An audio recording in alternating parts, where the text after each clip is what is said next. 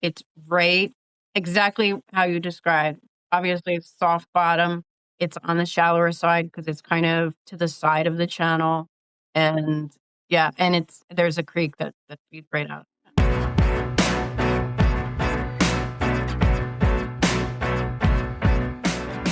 Hello and welcome back to the Fat Dad Fishing Show. I'm your host, Rich Natoli, back this week to talk a few things. We're going to start off with some winter flounder, but we're also going to talk general spring fishing because 'tis the season for everyone to want to get back on the water. I've had a bunch of people, including my buddy Kevin, sending me texts with the weather forecast for the week, and people are not happy with the blowout in New Jersey or anticipated blowout and the rain coming through. But welcome to spring. It's what it is every year. We just got to deal with it. So we're going to jump into all of that. We have Elle from Heaven and Elle Outdoors on tonight, one of the favorite guests that returns to the show from now and then, and we're going to dive into it. Before we do so, before we bring Elle on and dive in first to the controversy that we have and that I and Elle have both been dealing with, all my fault. Before we get to that, I'm going to hit the sponsors real quick. Great Bay Outfitters on Radio Road in Tuckerton, New Jersey. If you're looking for a kayak, they're definitely the place that you want to look. Look, they have nationwide shipping, by the way. So if you want to order from Paul and from a great outfitter, Great Bay is the place to go. They have Native, they have Old Town, they have Crescent. They've got kayaks on consignment, and one of the best things about the place is you can get on the water and test out the kayaks before you buy them. That is the single best piece of advice that anybody can give if you're thinking about buying a kayak, is get on the water with it, give it a real test drive. And Paul and Great Bay Outfitters, they're one of the only places you can do it in this region. A lot of other people will tell you about it and they'll say, well, find a friend. Well, friends are great, but friends also have already tricked out kayaks. They have different weight distributions just when you get them on the water, and they don't necessarily float like a brand new kayak. And they don't necessarily feel like a brand new kayak because they're already tricked out for the person that owns them. So check out any kayak that you're interested in at Great Bay. Give them a call ahead of time if there's specific models that you want to test, and they'll have them all lined up for you in the back. So you can go and try them one after the other and find which one is most comfortable for you and which one is the one that's going to fit what you're looking for. We also have Quad State Tune. Kevin Driscoll is the guy that you want to reach out to if you have a Toyota truck. So Tacoma, Tundra, 4Runner, Lexus 460 and 470. They have the engine tunes, which are going to give you more torque, more horsepower. It's going to solve the problem that especially the Gen 3 Tacomas have, where it kind of hunts for the gears when you're on the highway. So if you want to increase the performance on your trucks, reach out to Kevin at 484-633-5975. He'll let you know if it'll work for your specific situation and what you're looking to get out of it. And then you have me for real estate in southeastern Pennsylvania, primarily residential, do some light commercial. And I do want to just take a second. I think I mentioned this before, but again, I had a podcast listener reach out to me. So new client this week from the podcast. I appreciate it. And actually, the person that reached out this week was referred to me by one of the podcast listeners. I really appreciate that. Actually, 85.7% my business last year was directly from referrals. So greatly appreciated. That's what puts food on my table. That's what puts gas in the truck so I can make it down to actually go fishing with all of you in the spring, especially when summer flounder opens, which is what I'm really looking forward to. So with that said, I'm going to bring Elle on screen. Elle, welcome back. It's great to see you. Hi, guys. And we need to talk about a controversy because yours truly, I didn't screw up, but something needs an explanation because people just got their knickers in a twist over this thing. And it's got me a little salty today. And I was really salty coming into this until you came on and we were talking backstage. Now I'm in a good mood again. So I'm not going to, I guess this will be a clean, non-explicit episode after all. Once you explain it, I actually have something to add to that to kind of put down anybody that poo-pooed it. So. Oh, okay. So let's just, the quick summary is the thumbnail for this episode is an AI generated image drawing of Elle holding a flounder. Okay. And man, it's the title of this is Winter Flounder and Spring Fishing with L. But apparently, because it's not a winter flounder, people are going to get on me about it. And they're going to get on you about it. And they're like, just put a picture. Well, we've used a bunch of your pictures. You've been on a lot. And I hate coming back out. So I was like, I'll throw it in AI. And I'll tell you what, Elle, you and I had a conversation about this through, on Facebook. Mm-hmm. For an hour, I'm arguing with AI. I mean, I was like calling it names. I was like, like it's real. I'm like, put a damn winter flounder in her hands. And this, no joke, this is what it says. It says, it is capitalized. Like it's yelling at me. It is a winter flounder. If you want a different one, upload a picture and I'll use it. So I wrote back, I was like, that is not a winter flounder. That is a summer flounder. And then it writes back and says, you're right. It is a summer flounder. I was like, what the F is going on here? It just admitted it lied in the previous response. And I said, okay, put this picture in. So I upload one of your pictures of winter flounder and it put a big honking, like 8-pound summer flounder in your hands. I was like, screw it. I just gave up, an hour to do that. I was like, I should have just reached out and asked for a new picture, but people have been getting on you and me. Yes. So I got a few nice, wrong way winter flounder you're holding and all that. Yep. Now, I have a few things to talk about with that. First is that, so AI like scours the internet for everything. So AI will always have certain errors because AI only knows what is told to it. And there will always be people that are wrong on the internet. And so that's why it can't get things straight, like something like that. Now, the other thing is that, like, when I take pictures, I'm usually taking the picture myself. So I put it in selfie mode, which reverses the picture. So, is it facing the right way? Is it facing the wrong way? And then the other thing about the picture, which is probably the most inaccurate, and one of the first thing I noticed, other than, wow, what picture is that? Because they didn't recognize how I was holding the fish. I don't normally hold food that way. And the first thing I noticed, other than the fish, was that ring is on the wrong finger. Put both my rings that I usually wear on my ring fingers instead of my other fingers. And that was one of the first things that I realized, which is weird, I know. But that's, the girl brain. I was like, wait, what picture is that? So I racked my brain for about an hour, literally scrolling through my own phone, trying to figure out which picture it was. And it was an AI picture. Yeah. So I have a bunch of pictures of you from the previous episodes and, your Facebook, Instagram. And, and I kept saying, so during this hour of arguing with some random data center somewhere, I kept saying, I even asked it, why do you keep putting the wrong fish in her hands? And it said, because I can't, it basically said, because I can't, with the pose that you gave me and the photo that you want me to use, I can't make the fish fit.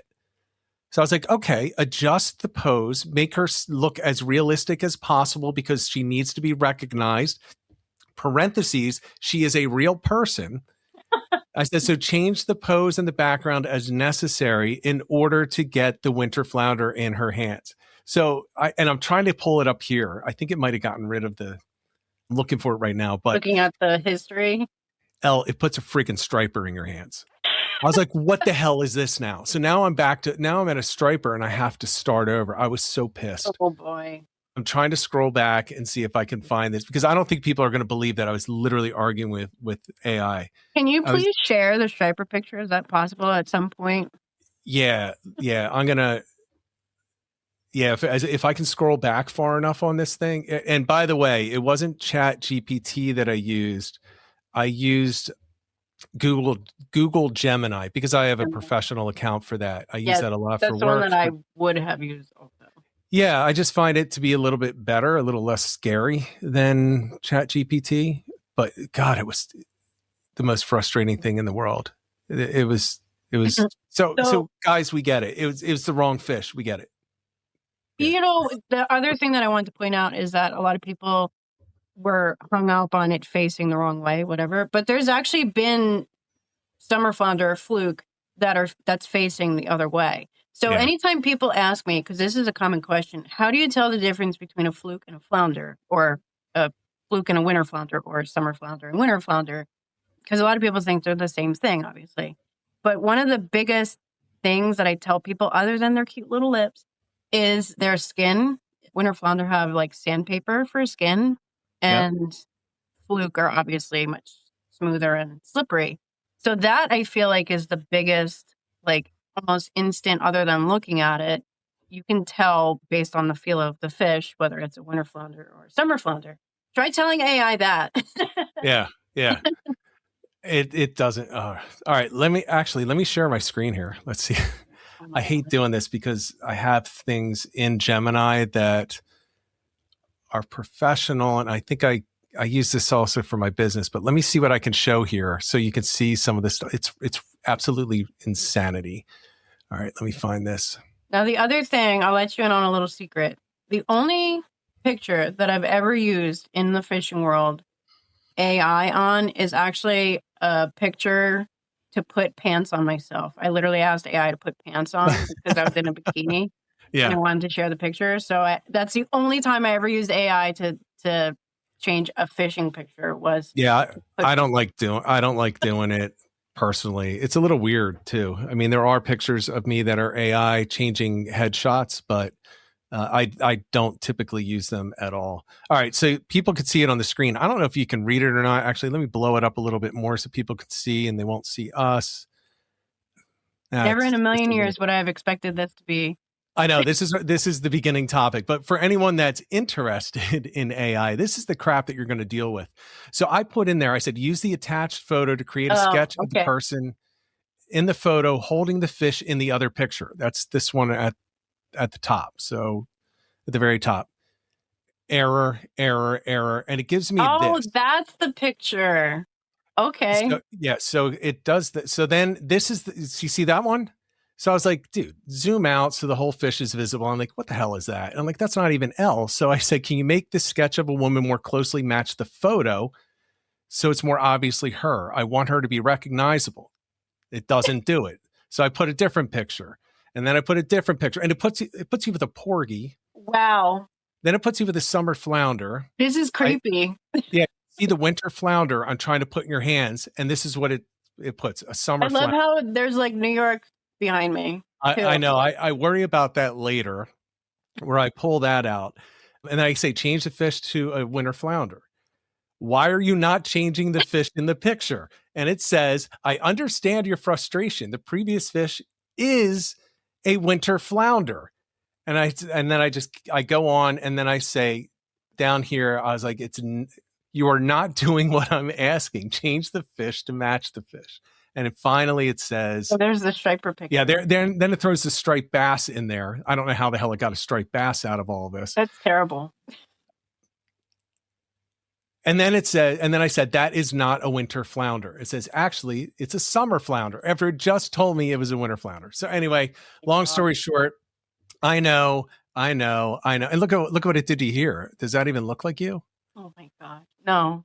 Yeah. Honestly, So none of them look like me. That yeah. one might be So the closest. which is why I wanted to do a line drawing. So at least, if it wasn't perfect, then you could see I gotcha. that it Wow. was, it was a different thing and it was obviously AI. So anyway, that's the long story. So people could see the fun of dealing with AI and fishing podcasts and live streams. It's a pain in the ass. So Wow. yeah, so that I wanted to share that because people were very upset that I don't know what a winter flounder looks like and you don't know, but we both know. Yeah. It is what it is.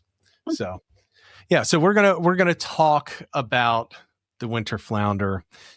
'Tis the season, but before we do, let's get caught up. How have you been doing? It's been a minute since you've been on. I know. Just really busy with work. Can't wait for June. So hopefully I have a break coming up. So hopefully I'll be able to, I plan on doing it all. I want to do tog fishing starting Wednesday. I mean, I don't know about the tides, like you said before, blowout tides. Right.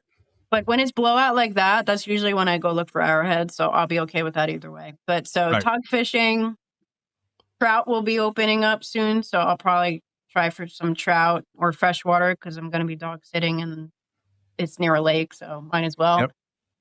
And then I do plan on trying for some striper and winter flounder. I'll go striper fishing at night. I won't go during the day. And winter flounder, I have a few spots that I wanted to try. I haven't heard a lot of feedback though. So like you kind of got to wait until people are starting to catch them. Otherwise, it's almost pointless to go. Right. But so you got to keep a little, keep an ear out and make sure that they're actually moving around.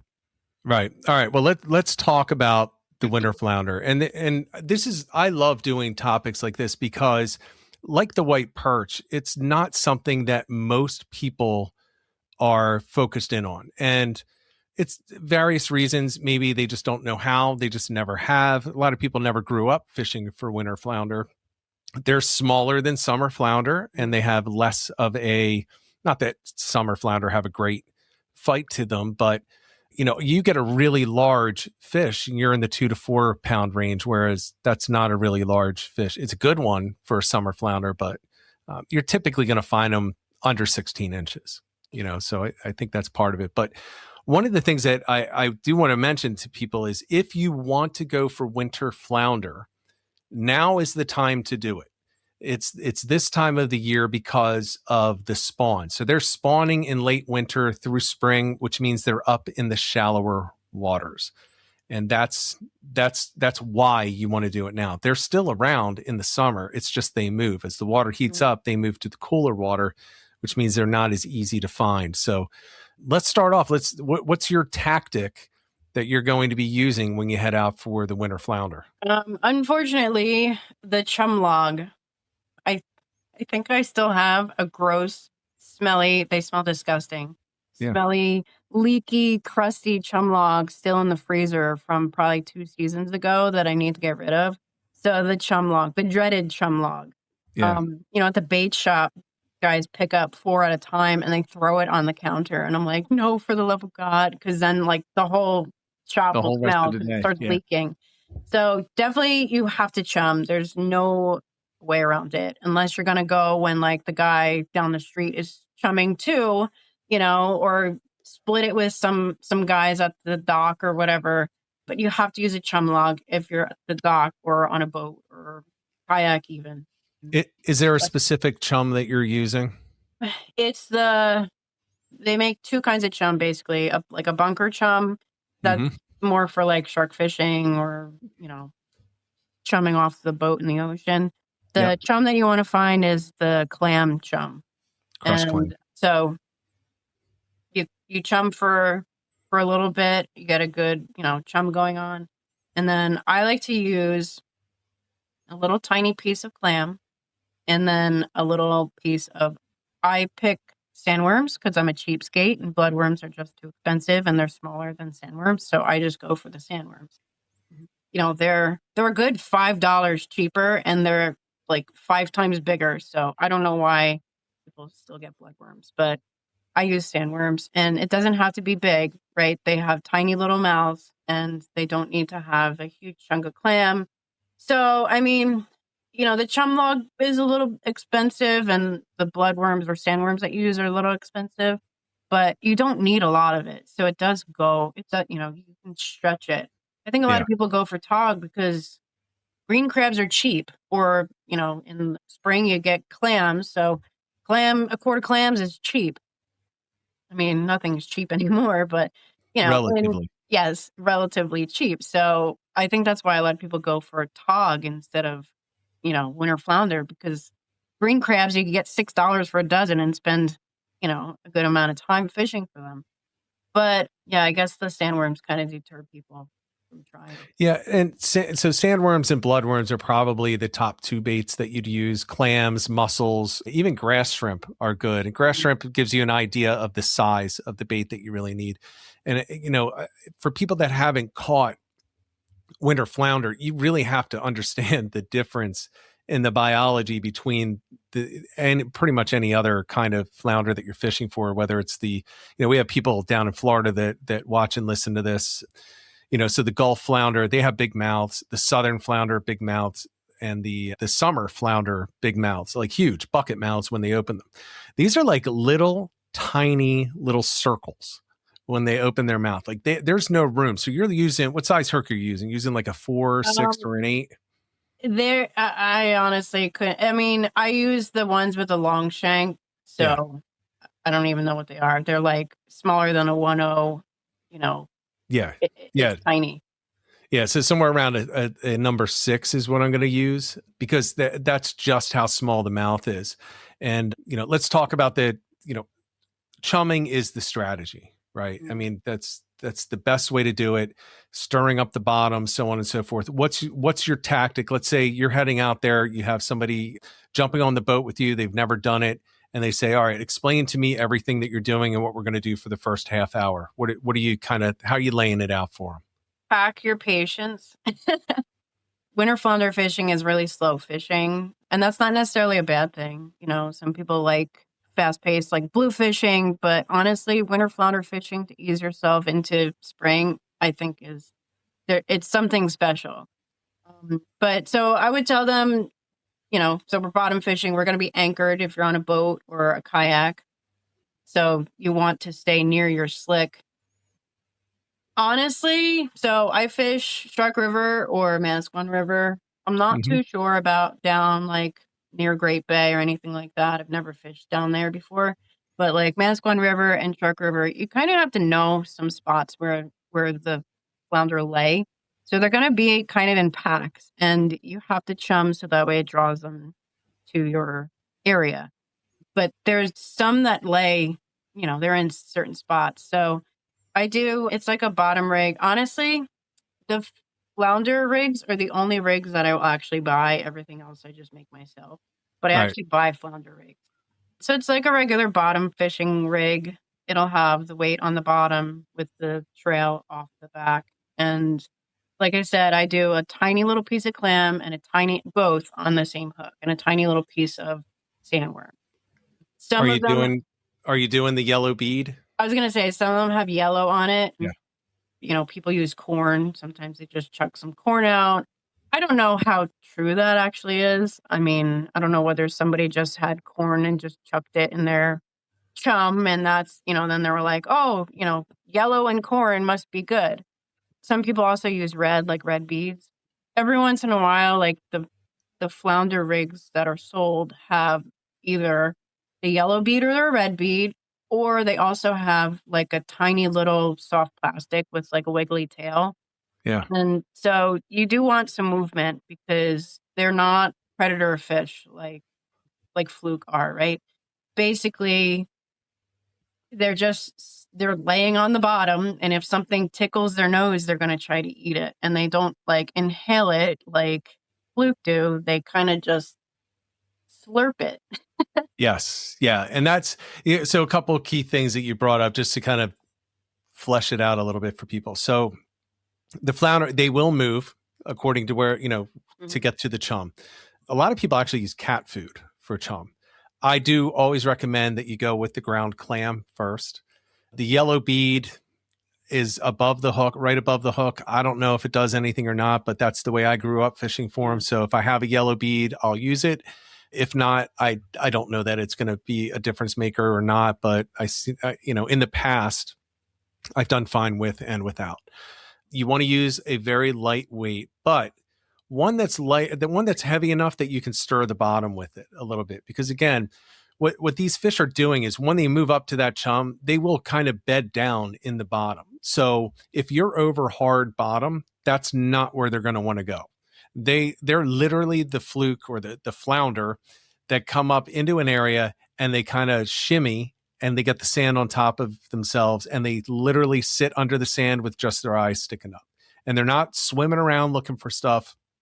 As you said, they're waiting for it to hit them on the head. Now, when you chum, they do become a little bit more active. They'll slurp it in. They have that really tiny mouth, which means you're not getting the bite that you think you've got to be in contact. That's why I say use the really light weights, something it has to hold bottom, but it has to be light enough that you can still feel something picking it up, because it's often just a pickup. and it's not going to pick it up and run. It's literally going to slurp it in and settle straight back down. So you might get a little bit of weight, but you have to be really in touch with your gear. So light line, light leaders, partially because then you can use a lighter weight.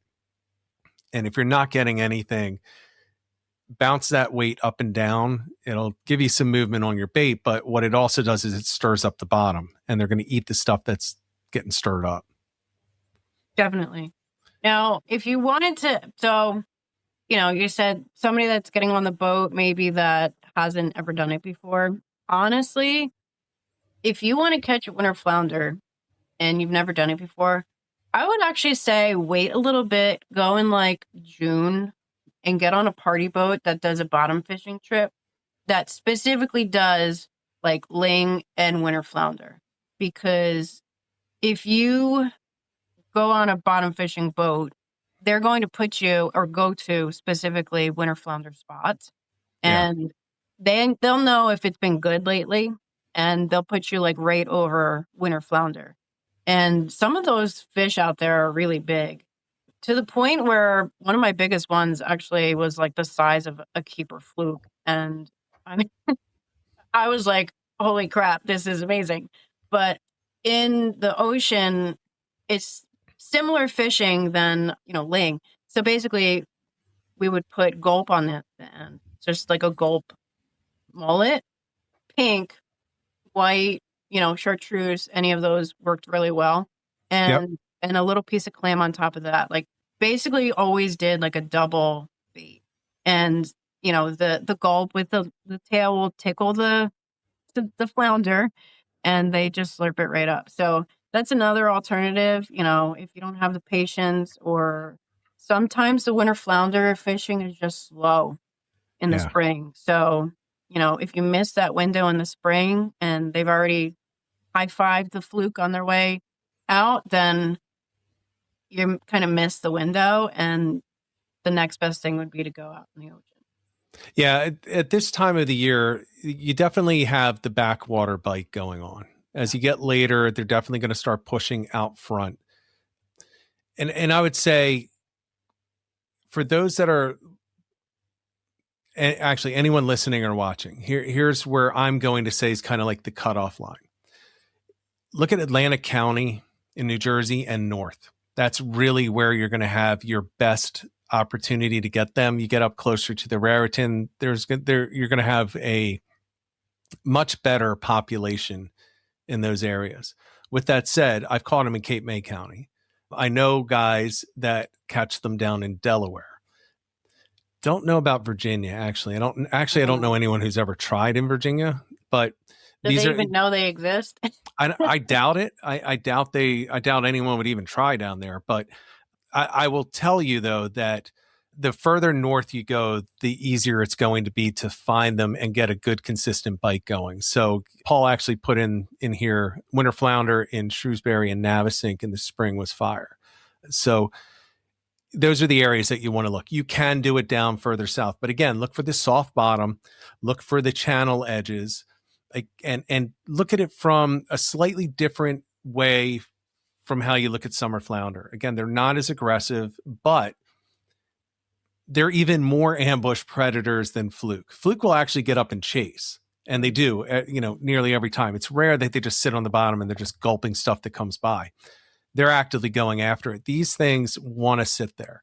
So you really have to hone in on where. So if you get a nice soft ledge that goes into a channel, especially from a creek, it's on the downside of that you're going to start finding them stacking up against that, because that's where everything kind of washes off and falls down like a waterfall on top of them. Those are going to be the best opportunity for you. And the one thing that people don't realize, so I've always said, I prefer to fish for fluke, so summer flounder at night. Winter flounder is not a night fishery at all. They don't go to sleep like some other species that we all love. They're awake at night, but they are absolutely visual feeders.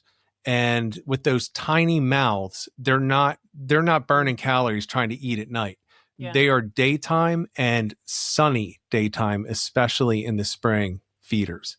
So if you have a nice sunny day and you want to pull up into some soft bottom at the edge of some channels in some shallow water, you're going to maximize your chance to get on them as long as you bring the I'm chum. smiling as you're describing, like, how to find areas, because my two spots that I go to, especially the one, it's right exactly how you described. Obviously, it's soft bottom. It's on the shallower side because it's kind of to the side of the channel. Yep. And there's a creek that feeds right out. Yeah, I mean, we often overcomplicate fishing, right? They're so smart. No, they're not. They do the same thing. Fish aren't smart.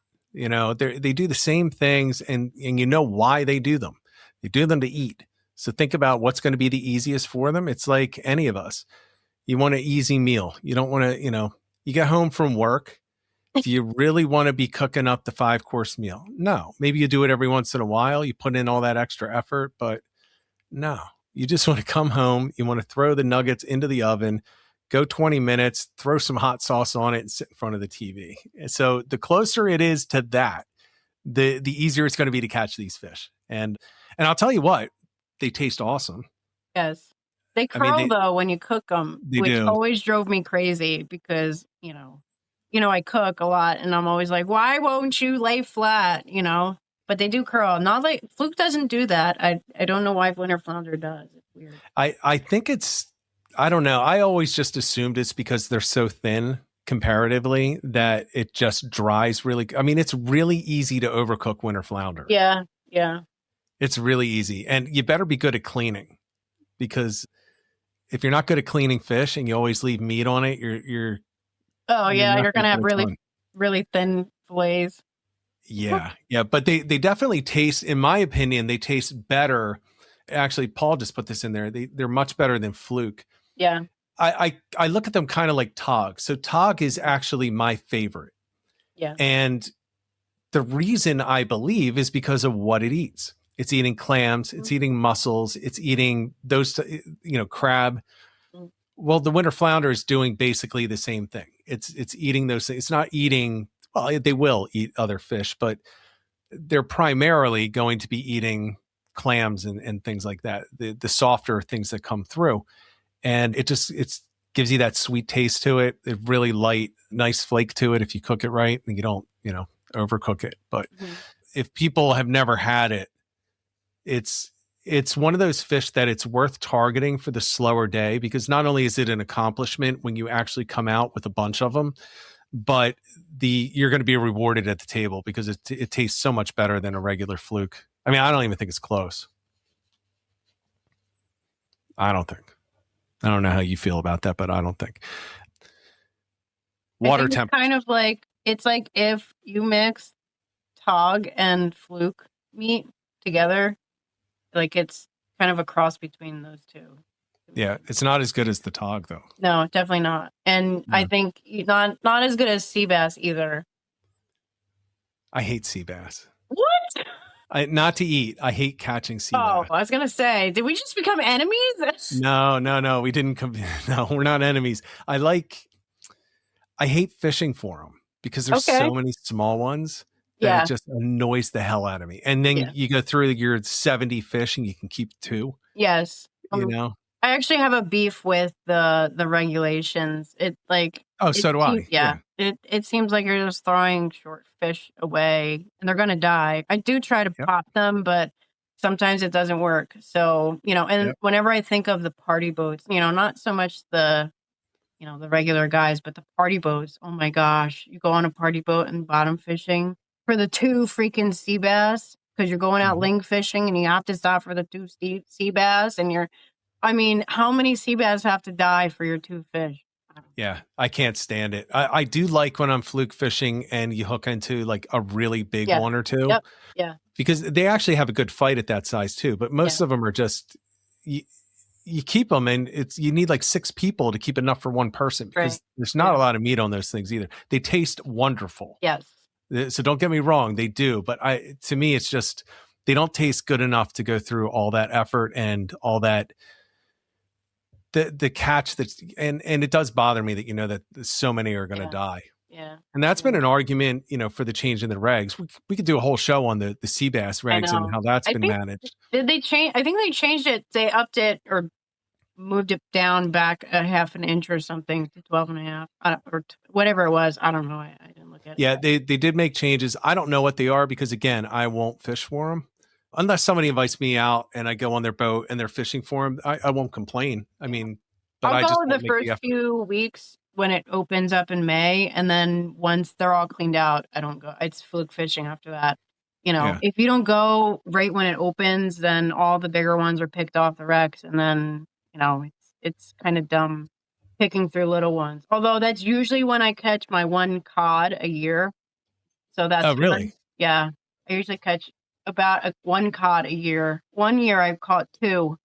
Once while sea bass fishing and once while fluke fishing, and boy, was that cool.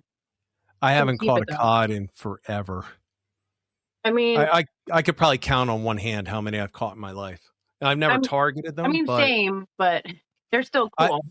I always caught them ling fishing in the fall. Yeah. Oh, in the That's fall. Okay. in the fall. Yeah, which was a shock. I didn't expect to get them, but I go out striped bass fishing and then it would turn into ling fishing for later in the day. And then, then you're out of range for the striped bass. So it's got to be ling. And then all of a sudden you get a cod. Nice. I've always caught my cod on gold. So if anybody out there wants to target cod, a gold jig, even a gold diamond jig, for some reason it was always on gold, which I don't normally go for, but I was given a gold, I forget what it was called, a sting with a stinger hook on it. And I was like, this isn't going to catch anything. And sure enough, that was what I caught a cod on. And then I had used a regular gold diamond jig and caught cod on that too. So gold is the ticket if you want to catch cod. Cod is the bait for crabs. And that bothers me too. Fishing for bait. They taste pretty good, but yeah. So, all right. So let's kind of sum up the winter flounder. Let's talk about some other stuff that's coming up. And I want to mention, I did mention how they're going to move out. Once the water starts to heat up, they are going to start moving out to deeper water. They will go into the sunny areas in the shallows at this time of the year, but their temperature range is much different than what every other species is. So it's nowhere near a summer flounder. Now you can catch summer flounder right now. You can catch them, but the difference is in the optimal temperature. So the optimal temperature for a winter flounder is going to be somewhere in the upper 30s up to around 50 degrees. So when I say warm up, it's not that high, right? 50 degrees is not that high. Once you start getting to 50 degrees, 52 degrees, they're going to start moving. So that's where you start moving out offshore, or out, I shouldn't say offshore, out front, out of the inlets. And that's where you're going to start picking them up out there. But you have a really good window in the backwaters until you get a consistent 50 degree plus temperature on the water over a couple of weeks. That will trigger them to move out. So otherwise they're spawning, they're in the back, and it's a good opportunity to get them. But if we get a warm up and it's going to shoot those temperatures up, and we got a long way to go now in New Jersey and New York, but if those temperatures spike and you get above 50, it could be an early season for them in the backwaters. Yeah. It's so funny. So I'll start out in Barnegat Bay, and then, you can tell once they start moving. I'll also get reports that so they'll go from Barnegat Bay through the canal and then out the river and then out the inlet. So, I'll start in Barnegat Bay, and once that slows down, I'll try the canal while I'm togging. So hopefully, you catch a winter flounder while they're just passing through the canal. And then, once that slows down, go out to the river and try that. And, you can pretty much follow them out. It's so crazy over the course of a month. Yeah. So And you can catch them from shore too. Yes. Yeah. And you can chum from beach? shore. No. I've never tried that before. I've never tried from the beach. I don't know that they would hang there very much. Yeah. Maybe they would. But sod banks, any docks in the back, you can catch them land-based fishing. Yes. Yeah, And and probably one of the easier ones to catch land-based, I think, as long as you know the spots, but I guess that's the yeah, hard part. just stay out of the really heavy flow of the current. They're going to be off to the side of the heavy flows. Mm. So if there's a big current coming through and it's broken by something like a dock, get behind that dock in the mod. So if you have extreme current, moderate current, no current, you want to be in the moderate area. You don't want to be in the still water. They're not going to sit in still water because again, they're waiting for food to come by them. If nothing's funneling through, they're not going to be there. But yeah, I would look for that moderate flow. And there is a question in here from Tim. Do you ever put corn in the chum? Do you ever do So that? I just buy my own chum. I don't think they put corn in it. It's a clam chum. It's like $5 a log. Plus, I mean, it really is stinky. And not that I care because I'll be elbows deep at the shop salting clams. That doesn't bother me. But I don't know what they put in those logs. They stink. And it like lingers. It's like no matter how many times you shower, and I'm like, great. People just think Yeah. I'm the smelly fish girl. So I've never tried making my own chum. I'm sure there's plenty of recipes out there, and a lot of people do put corn in it. Oats is another thing that they use to make it with.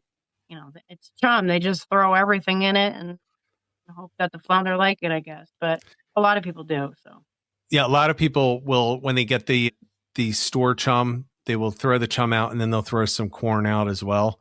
Keep in mind if you're going to be chumming for them, throw the chum up to the front of the boat and let it drift so it can get down underneath you a little bit more, or make sure you cast out far behind you because once they get to yeah, where that chum is actually settling, they're not going to keep moving. right. They're just going to wait because again, they're not aggressive at like a fluke. They're not going to say, "Oh, well, it's 3 feet above, so I'm going to go up further." No, they're just going to sit where it's landing and they're just going to pick it off there. So you got to kind of be aware of that and give it time. Give it, unlike other species, give it like a half an hour at least for that chum to start working.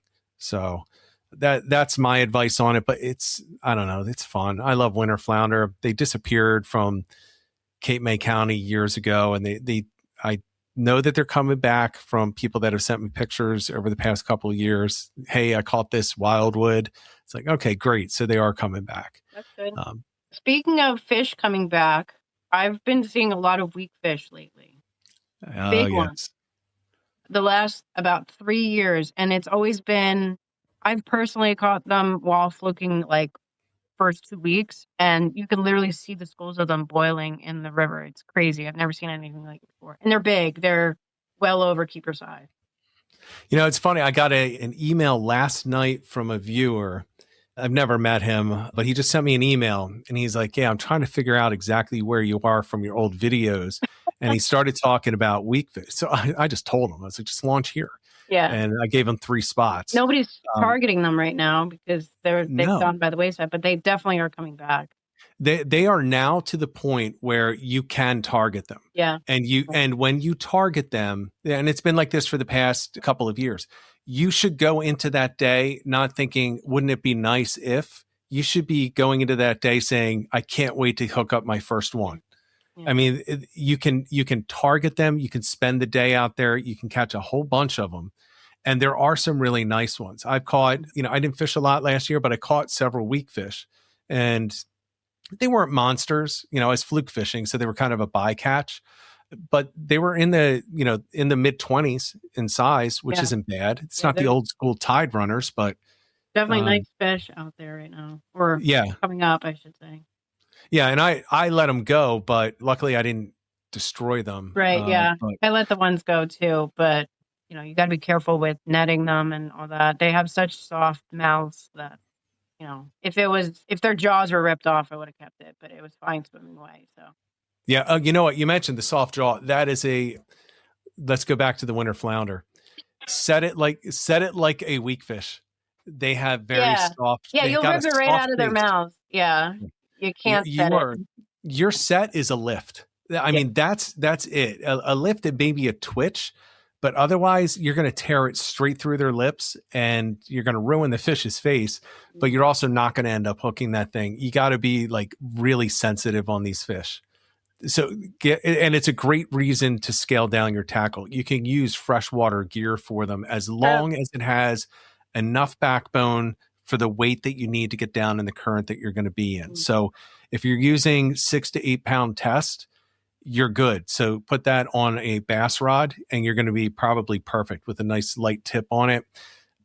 Yeah, I'm glad that you mentioned that because you will destroy a winter flounder. You're not going to bring it up if you treat it like a fluke. It does not have that jaw that you need to penetrate. If you cross it, you're never going to cross its eyes. It'll just rip straight through. Yeah, just thought that's worth mentioning. True. Yeah, I have a known issue with oversetting, and it was no different from when I used to go winter flounder fishing. My brother's in the chat. I don't know if he remembers or not. He was pretty little at the time, but yeah, that was an issue. And my grandfather used to yell at me. He's like, "What the hell are you doing?" I'm like ripping it straight through.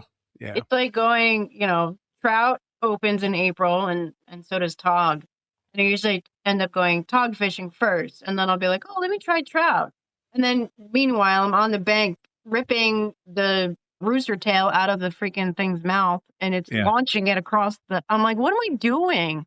You know, because you're so used to setting the hook on a tog and then you go trout fishing, forget it. I'm getting ready for trout. I'm excited for trout to start because there's so many trout streams around me. The problem is they're all stocked. And I hate like the rush, like opening day, you can't even go. Oh yeah. No, I don't go opening day. It's absolutely bananas, but I love watching the stocking videos and they're just shooting those trout. And all of a sudden you see like a big palomino come out. And you're like, oh, that would be cool. But that's going to get caught in the first 3 minutes. Oh yeah. Cause it's literally like fish in a barrel, right? The banks are lined up with, with these old timers. They've done it how many years, but do you have natural trout in Pennsylvania? Like where I am, there's no natural trout. So the only trout that I catch would be a stock trout. Unless I go up north at like Flatbrook area, I would say where I am let's just call it in Montgomery County, there's not a lot, if any. I mean, I just consider them all stocked, although I know that these streams and the creeks and the rivers can support native trout. Okay. Right? There's just not a lot of them. Where I went to school up in Bloomsburg, we used to just go for natives. And, they're typically smaller, but 150,000 times harder to catch. Yeah. And we go camping for like a week, just trying to each get one. And, it was incredible. It might've just been because we were too drunk and too bad at fishing, that we didn't catch that many, but you can get really nice natives in some of the more remote areas. But around here, I could be wrong. I consider them all to be stocked. Yeah. And they probably are. And anything that's in there right now is a holdover that just escaped last season. Yeah. So that's kind of the way that I categorize it here. But with that said, I'm still looking forward to going trout fishing. I haven't been able to get out. I hurt my back and it's getting better now. Okay. I mean, I can walk around and I can do normal things for a certain period of time. But what scares me is walking down the creek banks and then walking in the water. Like, all I'm going to have to do is twist wrong and then I'm out for all the fluke season. So I don't want to do that. Yeah, that's true.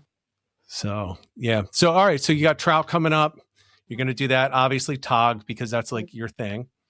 So tog fishing, you'll do the striped bass at night. Yeah. I wanted to get out earlier, but honestly, it was slow anyway. I think it's starting to heat up. So, and now that I have some time coming up, I'm definitely planning a few night trips. All right. Well, let's talk about the fishing club. Okay. Yeah. For those that are not aware, like fill them in on this. I just think it's awesome that you do this. Oh, thanks. So I'm a teacher. A lot of people don't know that. I teach middle school. And, actually, I should mention this. My students actually hate AI. I'm just throwing that out there. Okay. They literally hate it. They're like, it's so dumb. We can tell that it's AI. And I'm like, I don't use AI in any of my lessons except to like show them good ways to use it and bad ways to use it. But anyway, so I teach middle school and I started a fishing club at the school. And, I live in a very beachy town or fishy town, I should say. there's the beach too. So I have a lot of land-based spots to fish. And so, we're going to start out with tog fishing. Our break is coming up, so it'll be about mid-April. That's when it starts to really heat up anyway. And it's so funny because I always start them out tog fishing, which probably sounds like totally counterproductive. But most people kind of know where I fish, and they know that it's pretty easy to catch tog there. Yeah. And so the kids get hooked right away. And they're like, this is amazing. They don't care if it's a keeper or not.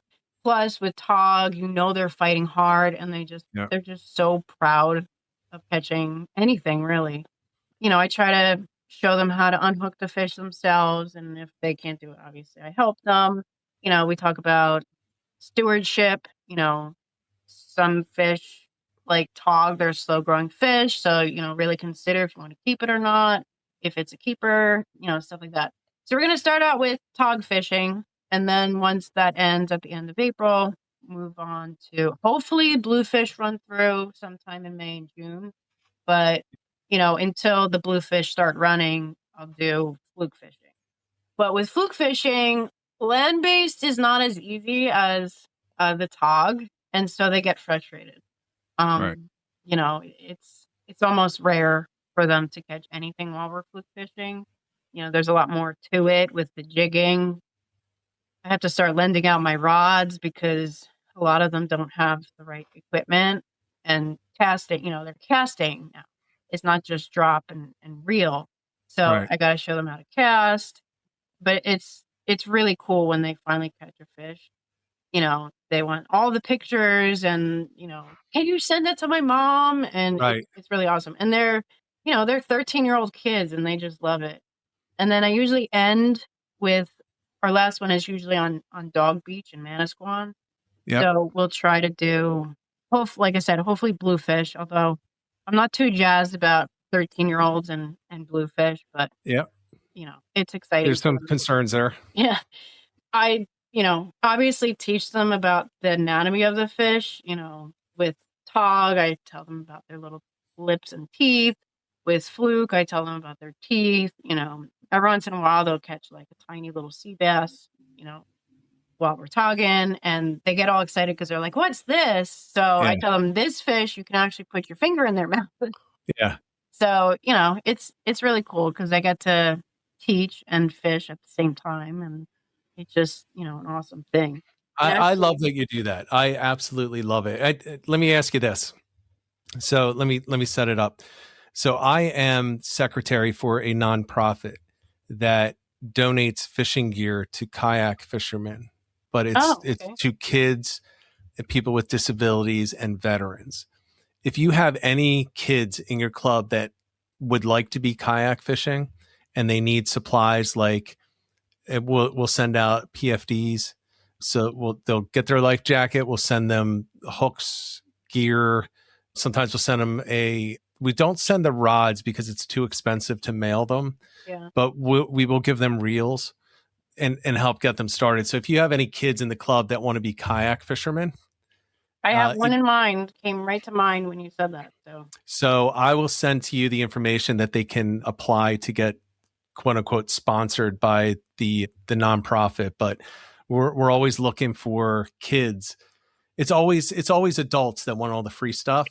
And a lot of them, I mean, great, disabled veterans, and they're like, hey, check this out. And they're like, where's your leg? They're like, yeah, I don't have a leg. It makes it difficult for my pedal kayak, but here's what I did. Oh, it's my God. We'll send you some stuff, help you get on the water. Wow. But the kids, it's just something cool when, that's why I love the fact that you're doing it, because it's the kids that really matter. Yeah. For the future of fishing. It's so funny because people are always like, I do a lot for the school that I'm at, and people are always like, you're doing too much. I'm like, you don't understand. I like this. Yeah. I coach volleyball too. I like it. Wait, are you tall enough to play volleyball? Probably not. I'm 5'4", so I wish I was taller, but no. Well, all of us wish we were taller. All right. Well, yeah, I wanted you to mention that because I think that you deserve some credit for starting the fishing club. It's not like you just said, "Oh yeah, I'll help out with it." You're like, "You know what? We need a fishing club." Yeah, I And mean, just the stories.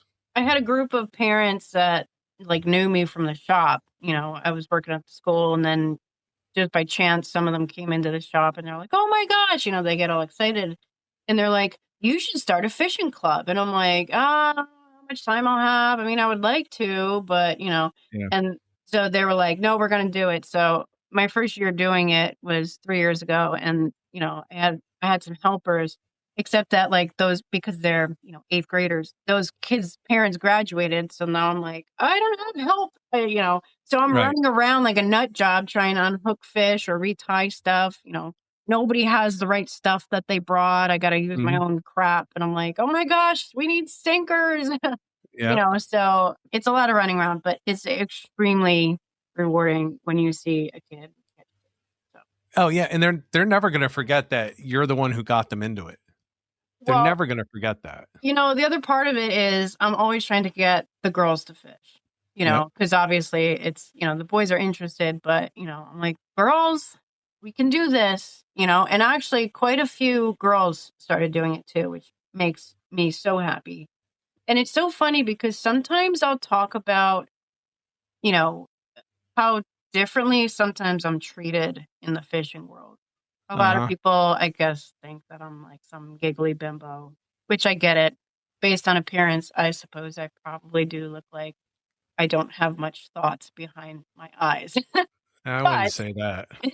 well, I've gotten some feedback, and a lot of people are like, when I first followed you or when I first met you, I thought you were going to be some like, blonde bimbo, but you're actually like really cool. And I'm like, well, thank you, but maybe next time don't judge somebody based on how they look. Yeah. But so, I get that a lot at the shop that I work at.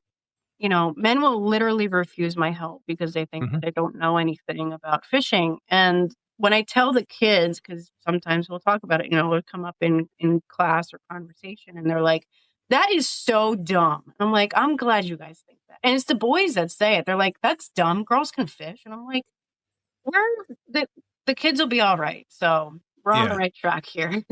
Yeah, But well, and not only that, but at the age of the kids that you have in the club, the girls are probably going to start off faster than the boys because the girls focus typically. I know it's a generalization, but yeah, my background was in education, and if you don't think there's a difference between who's going to listen and who's going yes, to learn quicker, yeah, the girls are at that age. yes. They're going to learn quicker. Yeah, I don't get it. I wish I could say that the whole women in fishing thing is just BS, but I've actually seen it, and I've had a lot of people. You're not included in this, but I've had female guests where people have like sent me stuff, just be like, "What are you bringing her on for? She doesn't." And I'm like, "Shut the hell up!" Like, I know you, so why are you telling me that she doesn't know what she's doing when I know she could outfish both of us? Like, what the hell is wrong with you? But the other thing is, I kind of get some of the stereotype because just look on Instagram I and know. 94% on scientific measurement, 94% of the female anglers are only there for their bikinis. Yes. They're holding up fish that are not impressive. I see Tad in the chat. If Tad was holding up the same fish, you'd say, great fish, no big deal. But it becomes like this epic 4,000 like and Yeah. comment I know posts. it's So I frustrating for see that, people. but people, those are not the people that are on the party boats with you. Yeah. People on the party boats are actual fishermen, fisherwomen. Like, get the hell over yourselves. And I have seen it in person. I have seen it. So yeah, stick it to them. That's Fine. what I say. Honestly, though, it gets to the point, and I'm sure you've noticed how much, like, how much I've slowed down with social media. Yes. I just want to fish at this point. Like, I just Hmm. want to catch a fish. I A hear lot you. of people do, you know. The other thing is now, and I'm like worried about this, and I don't know why, because I really don't care what people think of me too much. But there's like um, accounts that people have made to make fun of other anglers, like Yep. I know, can't yeah, and I remember know off the some of the top of people my head. behind it. Well, I'm Some of sorry. them you can't. Some of them you can't even say the name. I know some of the people Yeah. behind some of them in New Jersey. Do you? And I'm dying to yeah, know, and I want to know: do these people have a life or like go fishing at all? Because yes, and the ones that I'm thinking about, they do, and they're actually decent fishermen. really, do They- that then. It yeah, doesn't make sense. but the thing is, they get very jealous very quickly for no reason, Okay. and they do have an inflated view of themselves. And they are also, I will tell you in person sometime when it's not between us and everybody, because the people will figure things out, and I'm not outing anybody. Okay. But the hypocrisy of the things that they complain about is ungodly. It's like if you would just point out to them, wait, you're complaining about this, but do you remember when you did that? Mhm. And what you did was 1,000 times worse than what this other person did. Think about spot burning. I can't believe you see it. I can't believe it comes up on this pathetic little account making fun of somebody. Spot burn. It's like, I will tell you specifically. Okay. And then 2 weeks later, not only is it a spot burn, but it's the same exact spot, and it's magnified by 100. This is no exaggeration. 100,000 in reach. It's like, maybe you should get over yourself and just give people a little bit of grace, let them do their fishing, and stop acting like that. But I see it. I delete a lot of comments for other people. People don't typically get on me, but I'm a nobody in fishing, so I'm not a target for really many people. Yeah. Isn't it funny how, you want to be somebody, but then again, I'm like, nah. Nah, I don't need that. I don't need that.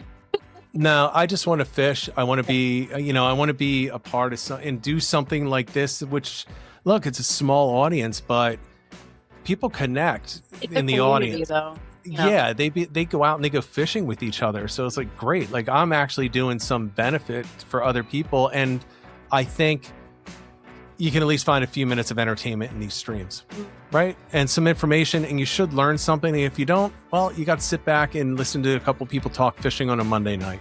Yes. So it's better than watching the Phillies, who were losing 4-0 when I came up to the office to do this.